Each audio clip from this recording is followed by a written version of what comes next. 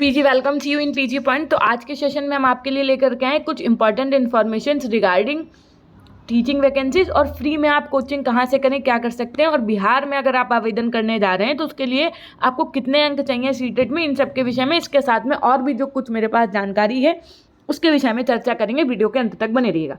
सबसे पहली बात तो आपकी BSF, SI, ASI, constable head और इनके नोटिफिकेशन आ चुका है। इसमें 144 पद हैं। उम्र आपकी 18 से 30 वर्ष के बीच होनी चाहिए और उसके अलावा आपकी जो योग्यता है वो अकॉर्डिंग टू दी जो भी आपकी पोस्ट है उसके हिसाब से किसी में आपसे 10th पास मांगेंगे, किसी में 12th पास, किसी में 10th के साथ आपका आईटीआई या बीएससी नर्सिंग की डिग्री हो या डिग्री इन लाइब्रेरी साइंस होना चाहिए। तो इसका आपको उसमें गूगल पे जाइएगा, सरकारी रिजल्ट सर्च करिएगा, वहाँ पर आपको पूरा मिल जाएगा आप कैसे अप्लाई करना है।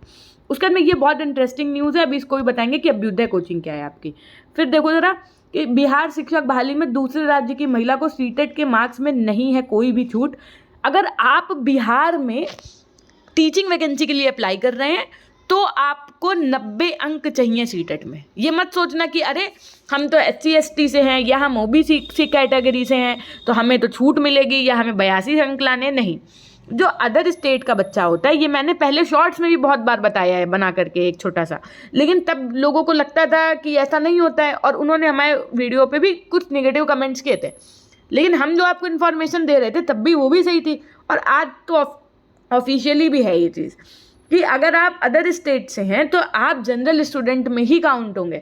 जो आपका कोटा वाला सिनेरियो होता है SC ST OBC वाला, वो सिर्फ आपके राज्य में काम करेगा। यानी उत्तर प्रदेश राज्य की जब कोई भर्ती आएगी तब आपका ये सब चीज़ लगेंगी, काम कर जाएंगे कि हाँ मेरे सीटेट में इतने नंबर थे तब भी हम अप्लाई कर पाए, या यूपी डेट में इतने नंबर थे तब भी हम अप्लाई कर पाए। But for the other state you will be count in the general category. So अगर आप जनरल कैटेगरी में काउंट हो रहे हैं so you must have to qualify the CTET with 90 marks और 60% मार्क्स। ठीक, ये बात हो गई एक। उसके बाद में ये सारा इसमें पूरा दिया हुआ है कि क्या था महिलाओं के लिए उसमें बिहार शिक्षक भर्ती में। अच्छा, ये देख सकते हैं आप अपने उत्तर प्रदेश के लिए कि शिक्षा मंत्री जी के निर्देशों के द्वारा शिक्षा विभाग के अधिकारी रीट की विज्ञप्ति जारी करवाने के लिए तैयारी में लगे हुए हैं। रीट की भर्ती आने वाली है। रीट बोले तो जैसे आप बिहार का भरते हैं, है ना, वैसे ही रीट का मतलब होता है राजस्थान की वैकेंसी जो होती है। आगामी 1 से 2 महीने में अजमेर बोर्ड द्वारा रीट विज्ञप्ति जारी कर दी जाएगी, सभी अभ्यर्थी अपनी तैयारी में जुट जाएं। रीट की वैकेंसी यानी कि राजस्थान वालों की तरफ से आने वाली है, तो आप उसकी भी तैयारी अगर चाहें तो कर सकते हैं। अगर आपको छत्तीसगढ़ में राजस्थान में अगर आपको टीचर बनना है तो ठीक। शिक्षकों के 35,000 पद खाली, जुलाई में 6,000 हो रहे हैं रिटायर, भर्ती सिर्फ 8,720 पदों पर। आखिर ये पद कैसे भरे जाएंगे ये देख सकते हैं अपने यहाँ के हाल की क्या है। स्कूल शिक्षा विभाग प्रदेश में उच्च माध्यमिक शिक्षा वर्ग 1 के सभी विषयों को मिलाकर के 8,700 पदों पर भर्ती की तैयारी में है। इधर प्रदेश में पहले वर्ग में 35,000 पद खाली पड़े हुए हैं। इसके अलावा जुलाई तक करीब 6,000 शिक्षक और रिटायर होने वाले हैं। इधर सरकारी स्कूलों में पर्याप्त शिक्षक नहीं होने से रिजल्ट पर इसका बुरा असर पड़ रहा है। हाल ही में घोषित MP बोर्ड के सरकारी स्कूलों में 10वीं और 12वीं दोनों का रिजल्ट खराब हो रहा है। बावजूद विभाग गिने चुने पदों पर ही भर्ती करवा रहा है।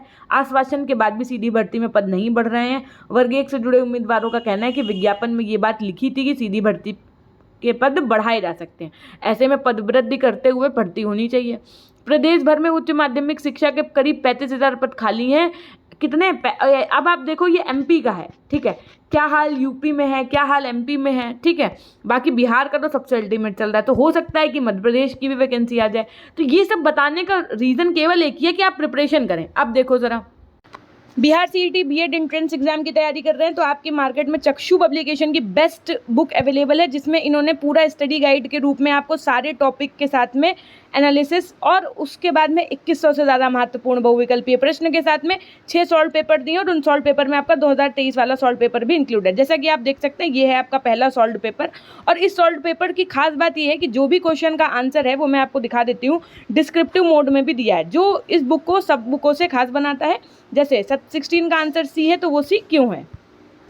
इस तरह से PYQ सॉल्व करके आप अपनी तैयारी को और बेहतर बना सकते हैं।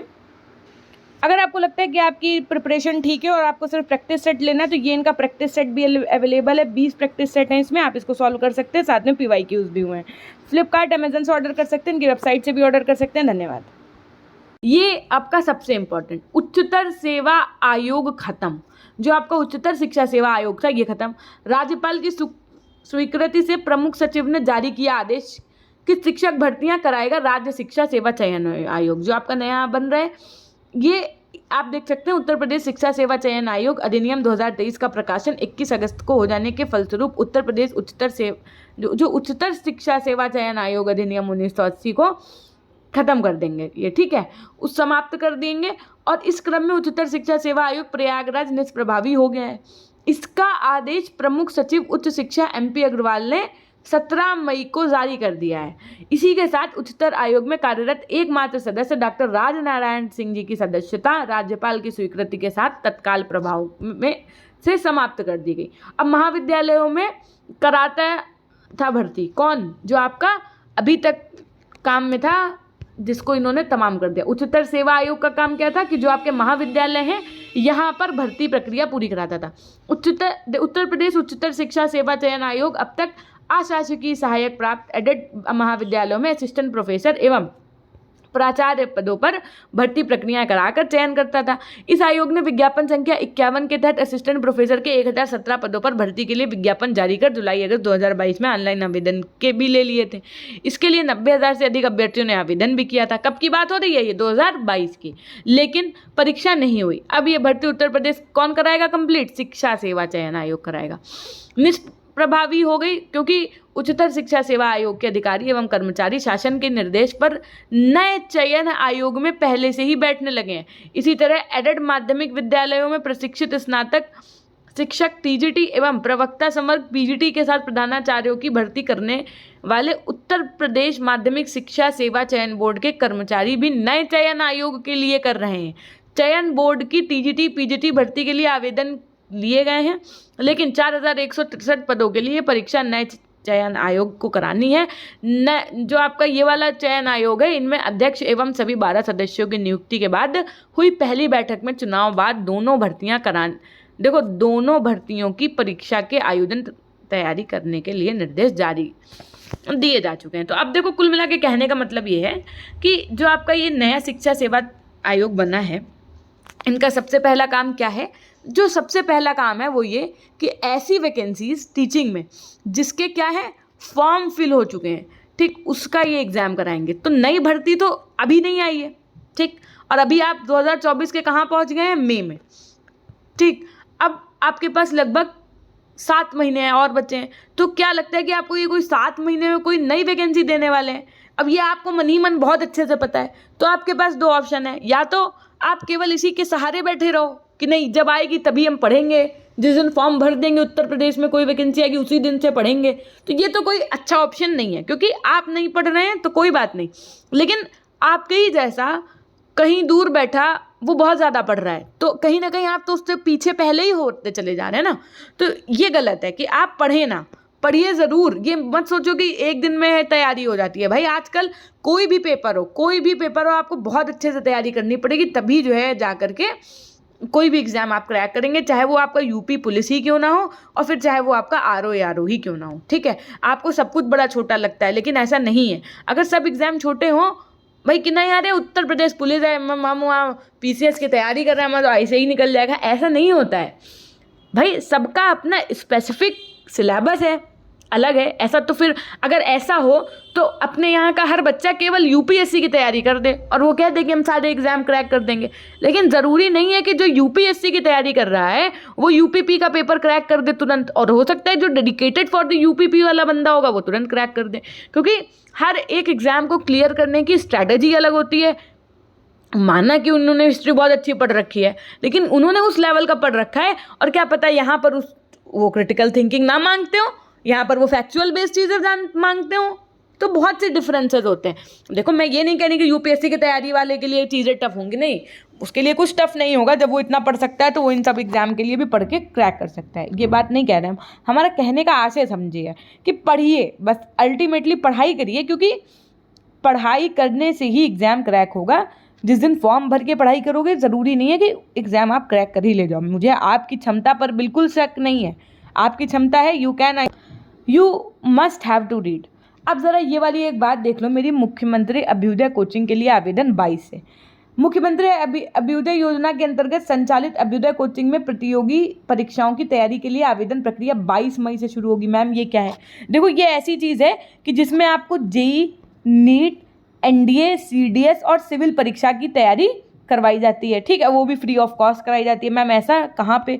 जिला समाज कल्याण अधिकारी ने जारी कर दिया नोटिफिकेशन। मैम कौन इसमें तैयारी कर सकता है, कहाँ से क्या करना है, पूरी जानकारी समझो। ये बहुत इंपॉर्टेंट न्यूज़ है कि UPSC, UPSC, PCS, JE, NDA, CDS, NEET, ITI, IIT, JE, इन सब के प्रशिक्षण के लिए अभ्यर्थी 15 जून तक निःशुल्क आवेदन लेकर जमा कर सकते हैं फॉर्म। कब तक? 15 जून तक। ठीक है, जिला समाज कल्याण अधिकारी सुनीता सिंह जी ने इसका नोटिफिकेशन जारी भी किया है। राजधानी में वर्तमान में 6 अभ्युदय केंद्र संचालित हैं। कितने? 6 संचालित हैं। योजना के प्रभारी जो हैं राम बरन सिंह जी ने बताया कि सभी को 9 केंद्रों से आवेदन लेकर के जमा किए जा सकेंगे। इसका समय सुबह 10 से शाम 5 बजे तक रखा गया है। जिला स्तरीय समिति अभ्यर्थियों का चयन जो है वो प्रवेश परीक्षा और मतलब एंट्रेंस बेस्ड और मेरिट अथवा इंटरव्यू, पहले एंट्रेंस एग्जाम दो, मेरिट बनेगी, उसके बाद में इंटरव्यू होगा, इस आधार पर कराई जाएगी। आपको 3 नए केंद्र और शुरू करेंगे। अभी तक मतलब 6 थे, अभी 3 और बढ़ा देंगे ये केंद्र। नए सत्र से अभ्युदय कोचिंग के 3 और केंद्र बढ़ाए जाएंगे। इनकी मंजूरी मिल चुकी है। इनमें जिला शिक्षा कौन कौन? देखो तो जिला शिक्षा एवं प्रशिक्षण संस्थान diet Lucknow, city law college और कौन सा तिवारीगंज और राजकीय अनुसूचित जाति छात्रावास बीकेटी शामिल है। इन केंद्रों पर मिलेंगे आवेदन फॉर्म। अब देख लो, सबसे इंपॉर्टेंट तो यही है कि आपको आवेदन फॉर्म कहाँ से लेना है और भरना कैसे। ओएनजीसी भवन, उसके बाद में लखनऊ विश्वविद्यालय, national PG college, Netaji Subhash Chandra Bose राजकीय महिला PG college, Kalicharan PG college, Maharaja Bijli Pasi राजकीय स्नातकोत्तर महाविद्यालय आशियाना, और उसके बाद में AP Sen girls PG college Charbagh, जिला शिक्षा एवं प्रशिक्षण संस्थान diet Lucknow, city law college Tiwariganj, राजकीय अनुसूचित जाति छात्रावास बीकेटी। यहाँ पर आपको फॉर्म मिलेंगे और आपको फिल करके सबमिट करना है। फिर उसमें आपको पता चल जाएगा कि कब आपका एग्ज़ाम होना है। एग्ज़ाम दीजिए और उसके बाद में बहुत अच्छे से आपको प्रिपरेशन करवाई जाएगी। ठीक है, बाकी अभ्युदय कोचिंग के बारे में अगर आप जानना चाहते हैं, इंटरेस्टेड हैं, लखनऊ से हैं या वहाँ से, तो ये जो आपका अभ्युदय कोचिंग है इसको एक बार गूगल करिएगा, तो आपको अभ्युदय कोचिंग कब शुरू की गई, क्यों शुरू की गई, इसके क्या हेतु हैं, है ना भाई। हर चीज़ को करने के लूप एंड फॉल्स होते हैं, तो वो सब जानिए। और अगर आप लखनऊ से हैं या लखनऊ में रह रहे हैं या लखनऊ आकर के कुछ करना चाहते हैं तो मस्ट गो फॉर दिस। लेकिन आपका एंट्रेंस होगा, आपका मेरिट बनेगा और आपका एक इंटरव्यू होगा। ऐसा नहीं है कि आप ही में से कुछ लोग होंगे जो सेलेक्ट हो जाएंगे और जो जा करके वहाँ फ्री ऑफ कॉस्ट तैयारी कर पाएंगे। बिल्कुल सर्च करिए, और अगर आप लग के तैयारी करना चाहते हैं तो ये बहुत अच्छी चीज़ है। ठीक है, बाकी अगर आपको बीएसएफ, एसआई और एएसआई में इंटरेस्टेड है तो आप ये वाला फॉर्म भी फिल कर सकते हैं। इसके अलावा मैंने सीटेट के लिए बताई दिया कि अगर आप बिहार में जा रहे हैं पेपर देने तो आपका सीटेट में 90 मार्क्स होने चाहिए। और अगर कोई जानकारी मेरे पास आती है तो मैं ज़रूर बताऊंगी। अब कुछ बच्चे कह रहे होंगे मैम रिजल्ट नहीं आ रहा है, तो भाई यार अब वही बात हो गई है कि अब हम भी कुछ नहीं कर पा रहे हैं। हमने भी एक मेल कर दिया था केवल यूनिवर्सिटी की ऑफिशियल मेल वेबसाइट पर, जो उनकी अवेलेबल है उनके ऑनलाइन साइट पे, उसी पे एक मेल कर दिया था पूरा अच्छे से प्रॉपर कि भाई रिज़ल्ट में इतना विलम्ब क्यों हो रहा है। तो उसका कोई फ़िलहाल अभी रिप्लाई नहीं आया है। अगर कुछ रिप्लाई आया होता तो definitely I will show you, but उसका भेजने या ना भेजने का कोई फ़ायदा तो हुआ नहीं है अभी, तो उसके विषय में चर्चा करना भी बेकार है।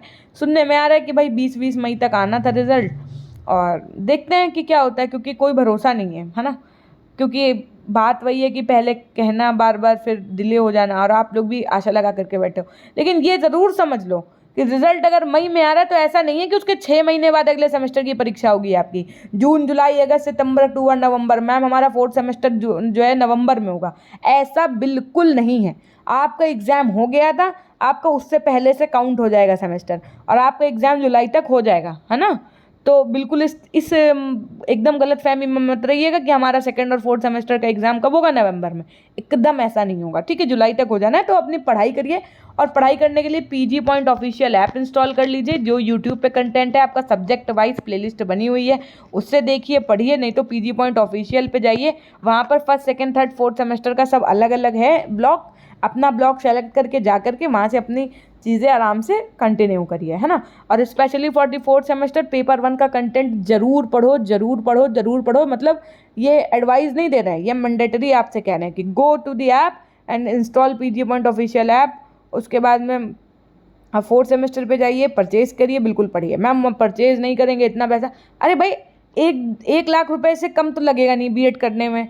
और अगर आप 100 रुपए के लिए भी सोच रहे हैं तो ये गलत बात है। फिर आपको जहाँ पर पढ़ाई मिल रही है, जहाँ पर कंटेंट मिल रहा है, मोस्ट ऑफ द स्टूडेंट्स ऐसे होंगे, मैं सबकी बात नहीं कर रही हूँ कि बुरा मान जाएं आप, मोस्ट ऑफ द स्टूडेंट्स ऐसे होंगे जो कॉलेज नहीं जा रहे होंगे और केवल फीस सबमिट कर रहे होंगे। और सोचो आपको वहाँ से केवल डिग्री मिल रही है और आपको पढ़ाई के लिए अगर 100 रुपीज़ भी देने पड़ रहे हैं या कुछ करना पड़ रहा है तो डोंट थिंक फॉर दिस। अभी इतनी गर्मी में बाहर जाओगे, दोस्त बुलाएगा, एक पिज्ज़ा एक कोल्ड ड्रिंक लिया, वहाँ ऑटो से गए, बाइक उठाए, पेट्रोल डलवाए, इतना तो ऐसे ही खर्चा कर देते होंगे। तो ठीक है ना, पढ़ने के लिए अगर आपका थोड़ा सा इन्वेस्टमेंट हो रहा है तो कोई बात नहीं है ना। और ठीक है, अच्छे से पढ़ाई करते रहिए। हम यही चाहते हैं कि आप भी कहीं ना कहीं सेलेक्ट होइए। बाद में आप हमें मेल करेंगे कभी अगर याद आई मेरी कि मैम हमारा फलानी जगह पे टीचिंग में हो गया और बीएड जब हम कर रहे थे तो आपके चैनल से जुड़े हुए थे, नहीं पढ़ाई की थी लेकिन जुड़े तो थे, तो मुझे बहुत खुशी मिलेगी इस चीज़ की, है ना। तो go for the next your what the target is and be prepared. Thank you so much.